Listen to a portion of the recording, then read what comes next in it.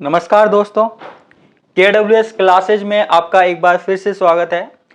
आज मैं बात करने वाला हूं BSc फर्स्ट ईयर के फिजिक्स के फर्स्ट पेपर यानी कि मैकेनिक्स यांत्रिकी की। इसके मोस्ट इंपोर्टेंट क्वेश्चंस मैं आपको बताने वाला हूं, क्योंकि जैसा कि आपको पता है केमिस्ट्री के तो मैंने कुछ बता दिए थे, अब फिजिक्स की बारी है।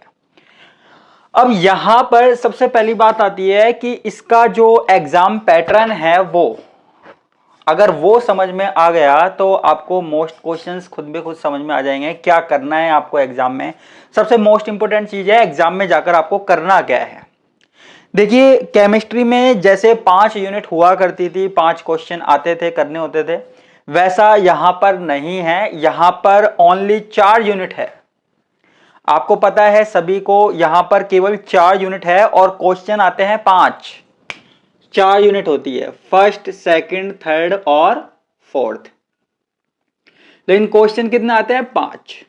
अब देखो, जो पहला क्वेश्चन आता है वो बिल्कुल कंपलसरी है, अनिवार्य है। ये जो पहला क्वेश्चन है ये आपके पास चारों यूनिटों में से मिलाकर आता है। मान लीजिए 2 क्वेश्चन इसमें से दे दिए, 2 इसमें से दे दिए, छोटे छोटे क्वेश्चन आते हैं, 1-1 नंबर के क्वेश्चन आते हैं, 1.5-1.5 नंबर के क्वेश्चन आते हैं। तो ये वाला पार्ट तो आप तभी कर सकते हो जब आपने डीपली पढ़ा हुआ हो, नहीं तो नहीं कर सकते। तो कोई दिक्कत नहीं है, अगर होता है तो सही है, लेकिन अभी आगे मैं आपको बताऊंगा ये वाला पार्ट कैसे करना है। अब बात यहां पर आती है कि ये बाकी के जो क्वेश्चन हैं उनका क्या करना है। पहला क्वेश्चन तो जो है वो अभी आप छोड़ दीजिए, क्योंकि पहला क्वेश्चन सारी यूनिटों को मिलाकर आता है। पहला क्वेश्चन अगर आपको कंप्लीट करना है तो आपको ये सारी यूनिट पढ़नी पड़ेगी। क्लियर है? अब हम बात करते हैं दूसरे क्वेश्चन की, बात करते हैं तीसरे की, बात करते हैं चौथे की, करते हैं और 5वें की करते हैं। जो दूसरा क्वेश्चन है वो आता है फर्स्ट यूनिट में से, तीसरा क्वेश्चन आता है वो आता है सेकंड यूनिट में से, चौथा क्वेश्चन आता है वो आता है थर्ड यूनिट में से और 5वां क्वेश्चन आता है फोर्थ यूनिट में से। क्लियर है? पता लग गया क्वेश्चन कहां कहां से आते हैं। अब सबसे पहले हमको अटैक करना है बड़े वाले क्वेश्चन पे, जिनमें नंबर आपको मिलने वाले हैं, जो आपके मार्क्स बढ़ाएगा, आपको अच्छी परसेंटेज के पास पहुंचाएगा और आपको पास भी करवाएगा। तो देखो, यहां पे मैकेनिक्स में बात करने वाले हैं, यांत्रिकी में बात करने वाले हैं सबसे पहले यूनिट नंबर 4 की। बिल्कुल सटीक क्वेश्चन बताऊंगा। न्यूमेरिकल तो देखो आपके पास कहीं से भी पूछे जा सकते हैं, आपको केवल पिछले साल के न्यूमेरिकल्स देखने हैं, 1-2 साल के, वो टॉपिक से रिलेटेड, क्योंकि न्यूमेरिकल्स का तो कोई छोर नहीं है, कुछ भी पूछे जा सकते हैं। लेकिन मैं आपको बताऊंगा कि कहाँ से क्वेश्चन हिट होने वाले हैं और 2-4 न्यूमेरिकल्स भी उसमें बताऊंगा। तो सबसे पहले बात करने वाले हैं यूनिट नंबर 4 की। अब देखो, यूनिट नंबर 4 में क्या है। यूनिट नंबर 4 में 2 भाग हैं। एक तो है ड्राइवन हार्मोनिक ऑसिलेशन और एक हमारे पास है कपल्ड ऑसिलेशन। ये 2 पार्ट हैं। अब देखो, जिसको ज्यादा रिस्क लेना ही नहीं है वो एक काम कर सकता है, या तो आप ये वाला पार्ट पढ़ लीजिए या आप ये वाला पार्ट पढ़ लीजिए। आपको जो सिंपल लगता है वो पार्ट पढ़ लीजिए। या तो आप ये ड्राइवन हार्मोनिक ऑसिलेशन पढ़ लीजिए या कपल्ड ऑसिलेशन पढ़ लीजिए, युग्मित दोलक जिसको बोलते हैं। एक क्वेश्चन आपके पास इसमें से आएगा, एक इसमें से आएगा, और करना कितना है? एक है। जब आपको करना एक क्वेश्चन है तो आप ये पूरी यूनिट क्यों पढ़े? आप केवल एक भाग पढ़िए, एक भाग में से आपको एक पूरा क्वेश्चन मिल जाएगा, दूसरा भाग पढ़ने की जरूरत ही नहीं है। अब बात आती है कि यहाँ पे मोस्ट क्वेश्चंस की, इस यूनिट में क्वेश्चन कौन कौन से मोस्ट होने वाले हैं, तो मैं वो आपको बताने वाला हूं। देखिए, सबसे फेवरेट क्वेश्चन है युग्मित दोलक, कपल्ड ऑसिलेशन। युग्मित दोलक क्या होते हैं? एक क्वेश्चन कंपलसरी आएगा, 101% आएगा युग्मित दोलक से। कपल्ड ऑसिलेशन क्या होते हैं ये ही पूछ सकता है, बार बार पूछा गया है, इसके एग्जाम्पल समेत पूछा गया है। तो आपको क्या करना है, युग्मित दोलक आपको रट लेना है अच्छे से, ठीक है, और इसके एग्जाम्पल्स आपको रट लेने हैं। देखो, सबसे पहले जो मोस्ट क्वेश्चंस है वो मैं बता रहा हूं। इसके बाद आपको एक प्रेनोदित दोलक, प्रेनोदित दोलक, ये ड्राइवन जो ऑसिलेशन होता है ये आपको पढ़ना है। इसका जो समीकरण होता है, इंटीग्रेशन इक्वेशन होता है, सॉरी डिफरेंशियल इक्वेशन होता है, वो आपको पढ़ना है, इसका सॉल्यूशन करना है। आप अगर ये यूनिट पढ़ रहे हो तो मैं ये कह सकता हूं कि या तो युग्मित दोलक या प्रेरणोदित दोलक, इनमें से एक क्वेश्चन कंफर्म है, और हो सकता है दोनों भी आ जाए क्योंकि दोनों अथवा वाले भाग में है। क्लियर है?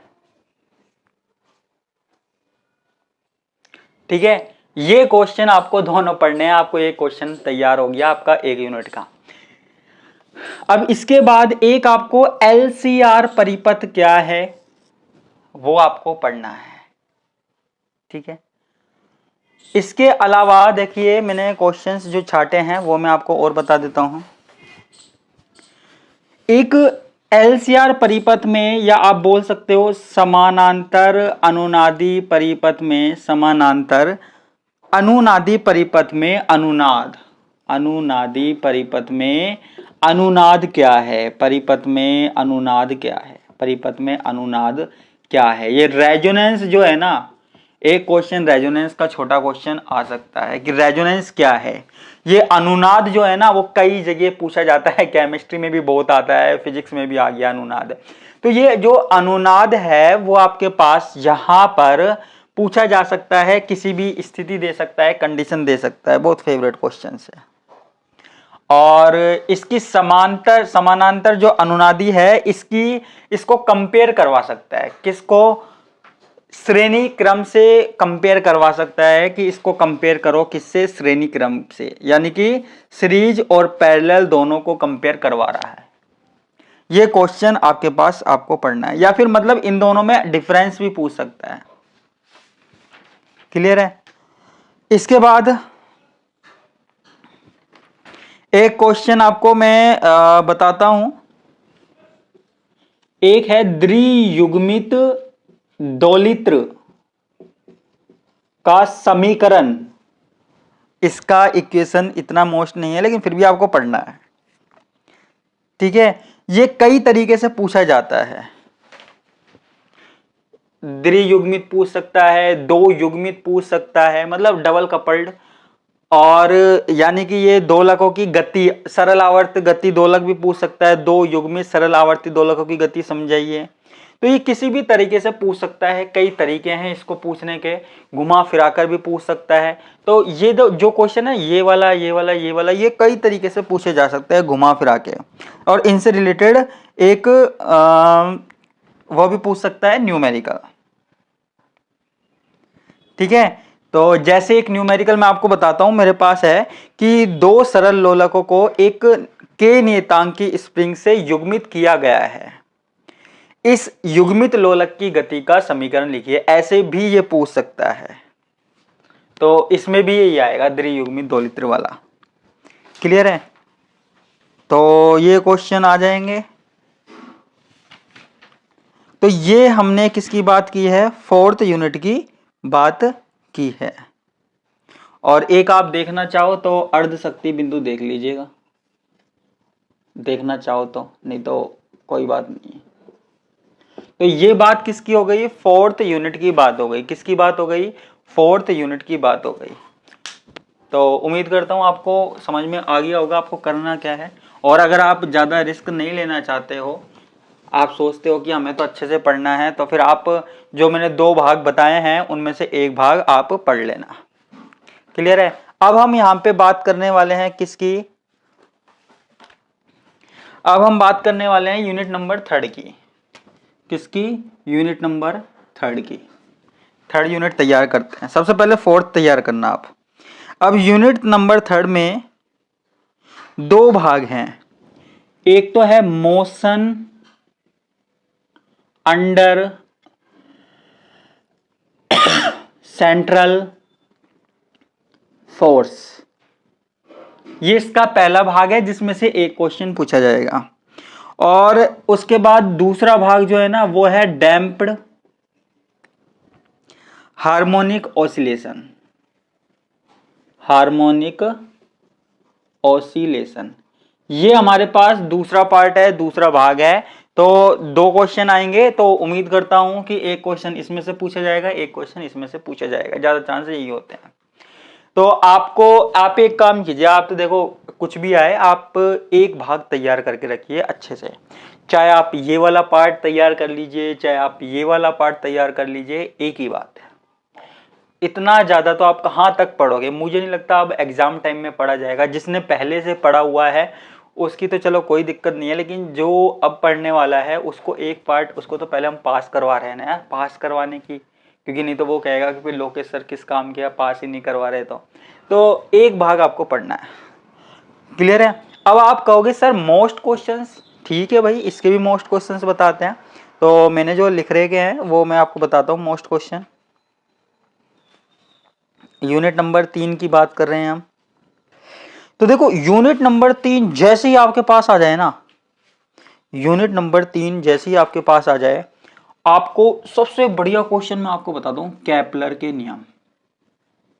केपलर के नियम, केपलर्स लॉ, रट लो। केपलर के नियम आप रट लीजिए, कहीं छोड़ना ही मत केपलर के नियमों को। क्यों? रीजन क्या है? रीजन ये है कि ये जो केपलर का नियम इतनी बार आया है जितनी बार एग्जाम भी नहीं हुआ होगा, सॉरी मजाक कर रहा था। लेकिन केपलर के नियम, केपलर का जो सेकंड लॉ है, द्वितीय नियम, तो इतनी बार पूछा गया है।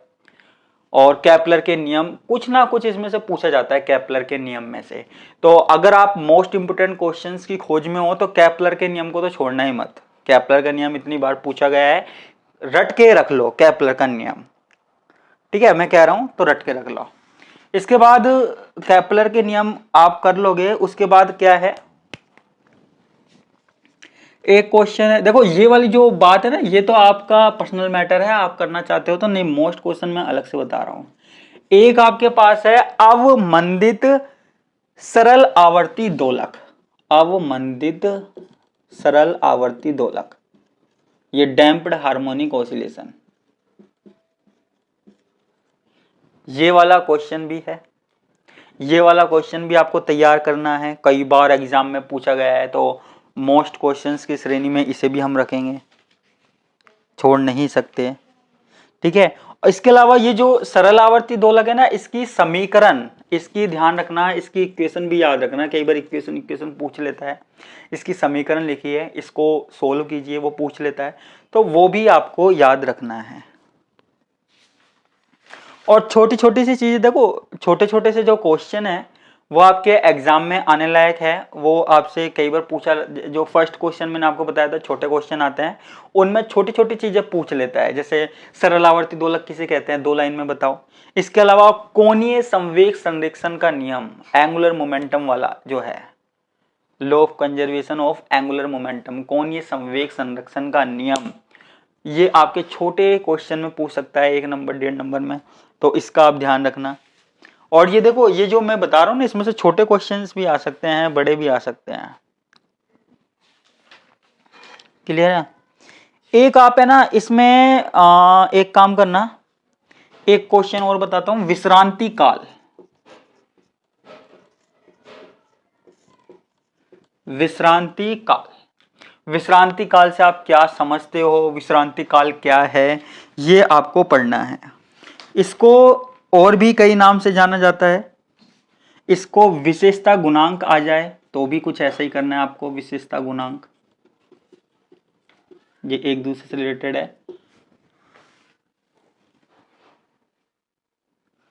ठीक है।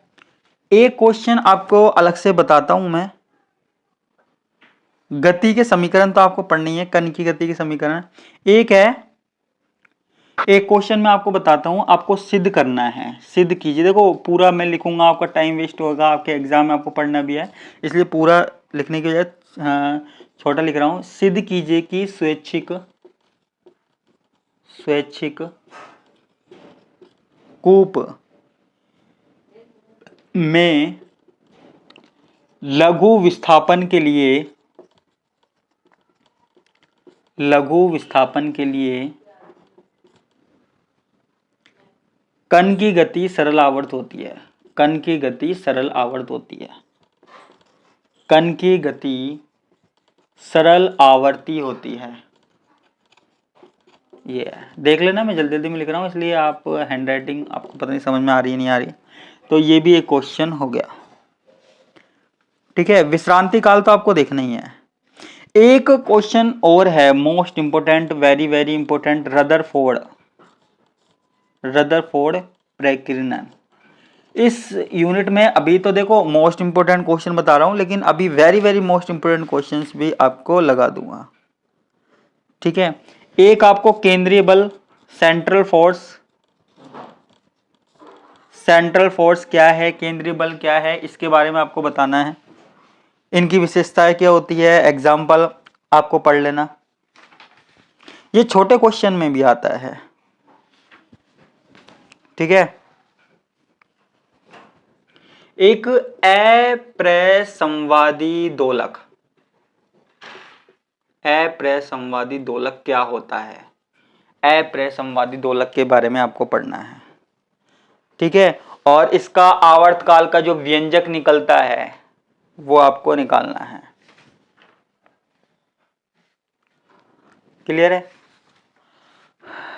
और क्वेश्चन ये है। अब देखो ये क्वेश्चन हो गए। मैंने ज्यादा से ज्यादा क्वेश्चन नहीं बताए हैं, कम से कम बताए हैं।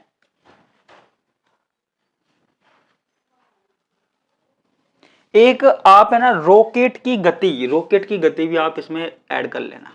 अब आप कहोगे सर आपने इतने सारे क्वेश्चन बता दिए, बताएं क्योंकि है। अब देखो यहां पे से सबसे जो मोस्ट इंपोर्टेंट टॉपिक है ना वो है केपलर का नियम।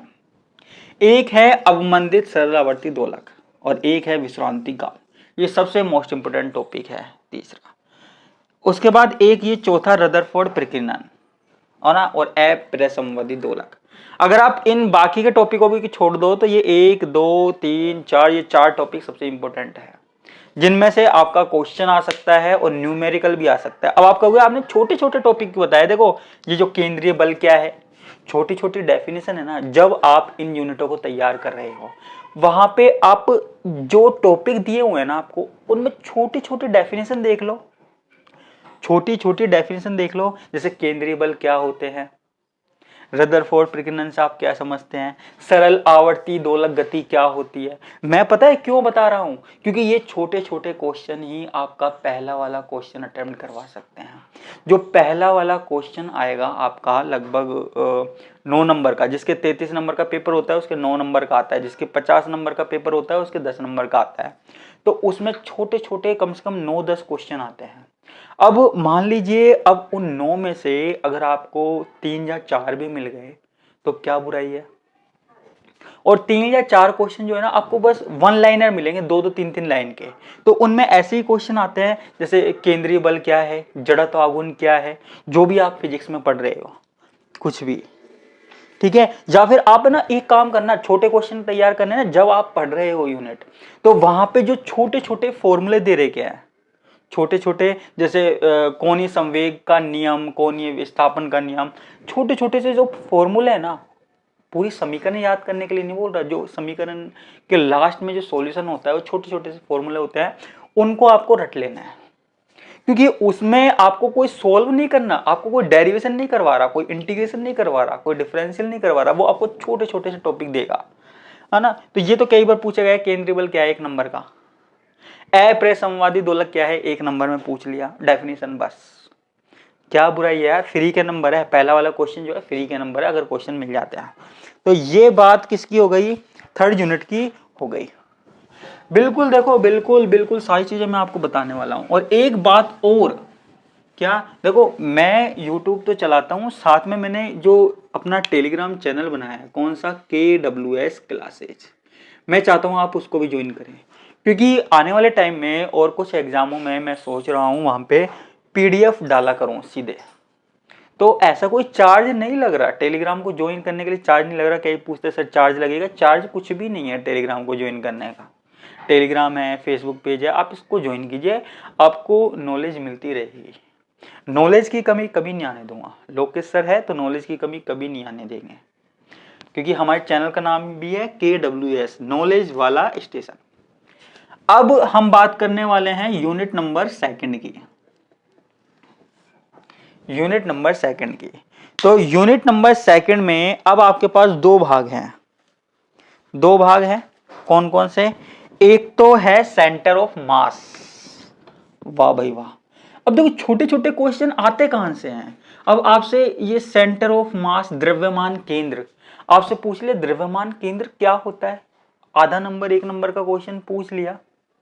ये टेलीग्राम चैनल ज्वाइन कर लेना, आपको आने वाले टाइम में बहुत फायदा मिलने वाला है, ठीक है।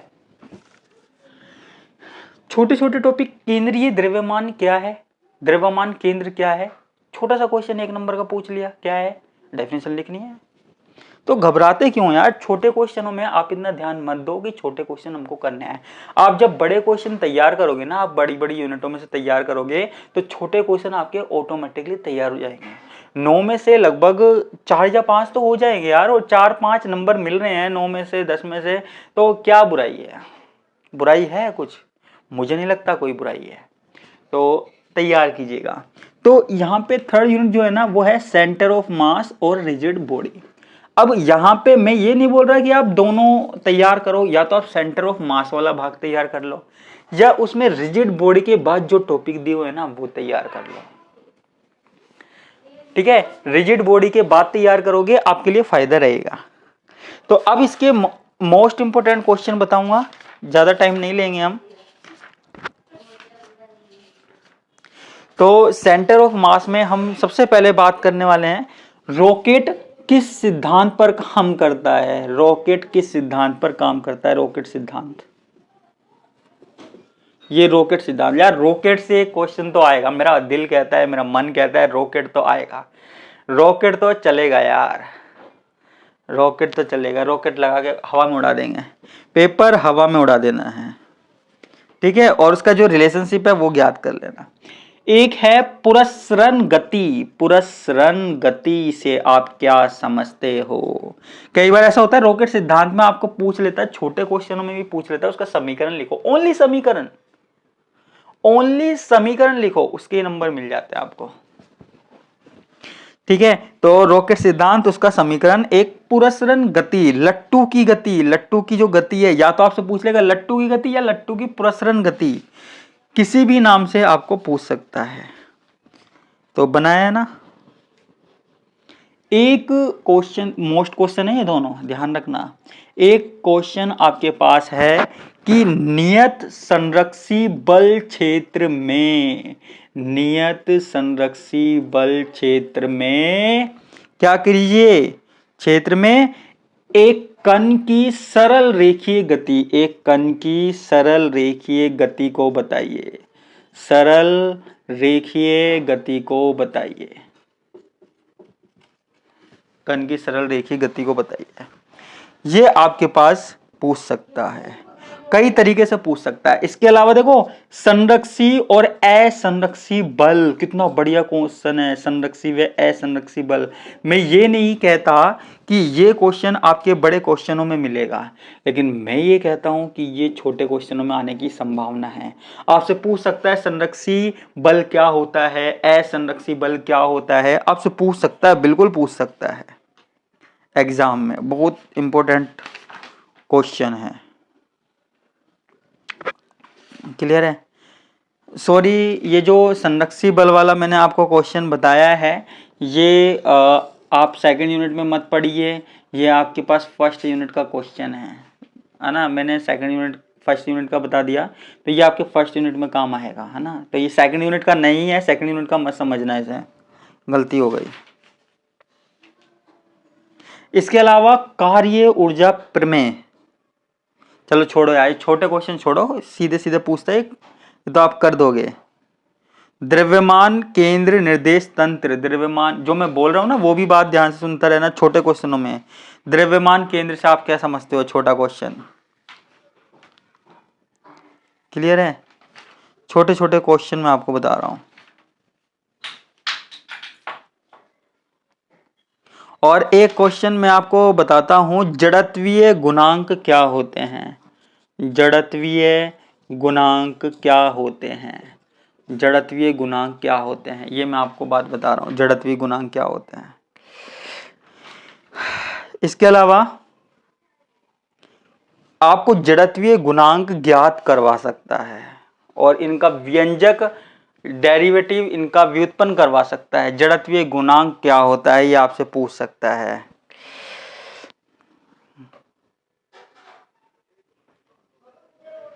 और न्यूमेरिकल तो आपके पास आ ही सकते हैं, जैसे सिद्ध करने वाला क्वेश्चन मैं आपको बता रहा हूं, आप लिख लेना, मैं लिखूंगा बहुत टाइम लगेगा। कि सिद्ध कीजिए कि किसी कण तंत्र का किसी बिंदु O के सापेक्ष कोणीय संवेग उस बिंदु O के सापेक्ष द्रव्यमान केंद्र के कोणीय संवेग तथा द्रव्यमान केंद्र के सापेक्ष कण तंत्र के कोणीय संवेग के सदिश योग के तुल्य होता है। न्यूमेरिकल है, मैंने लगाया था, ऐसे ही लगा दिया, मोस्ट ये पहले आया हुआ है, देखना मत देखना, कोई दिक्कत नहीं है। इतने ही क्वेश्चन है, इसमें आपको उम्मीद करता हूँ इसमें से मिल जाएगा। रॉकेट सिद्धांत, प्रसरण गति, जड़त्वीय गुणांक, इनमें से एक क्वेश्चन आपको मिलना चाहिए यार, मेरे हिसाब से तो मिलना चाहिए। और छोटे छोटे क्वेश्चन है आपको वो द्रव्यमान केंद्र निर्देश वगैरह वो उसमें मिल जाएंगे। क्लियर है। अब बात करते हैं फर्स्ट यूनिट के। किसकी बात करते हैं? फर्स्ट यूनिट की बात करते हैं। तो मैं आपको पहले ही बता दूं, ये जो क्वेश्चन मैंने लिखा था ये फर्स्ट यूनिट का था।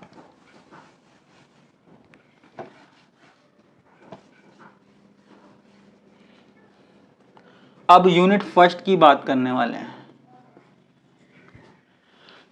अब यूनिट फर्स्ट में क्या करना है आपको, मैं आपको बताता हूं। एक तो आपके पास पार्ट है physical law and frame reference, ये वाला। एक आपके पास है कोरियोलिस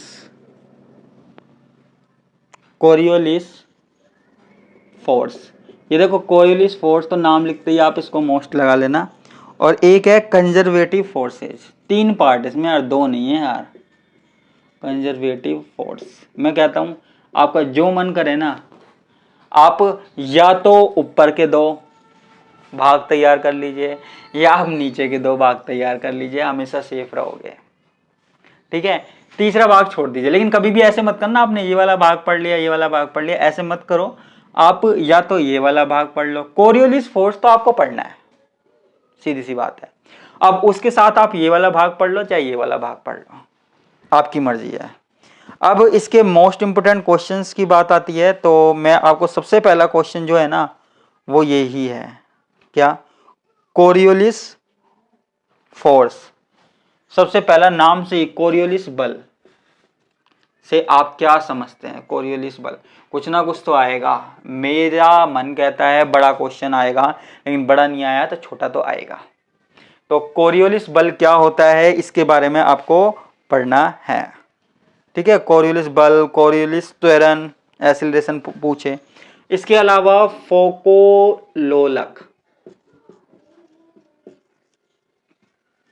फोको पेंडुलम जो है, इसके बारे में आपको पढ़ना है। छोटा क्वेश्चन बताऊं, छोटा क्वेश्चन, जड़त्वीय व अजड़त्वीय निर्देश तंत्र क्या है? जड़त्वीय व अजड़त्वीय निर्देश तंत्र क्या है? निर्देश तंत्र क्या है ये आपको पढ़ना है। जड़त्वीय अजड़त्वीय निर्देश तंत्र क्या है, ये फोको-लोलक आप पढ़ोगे।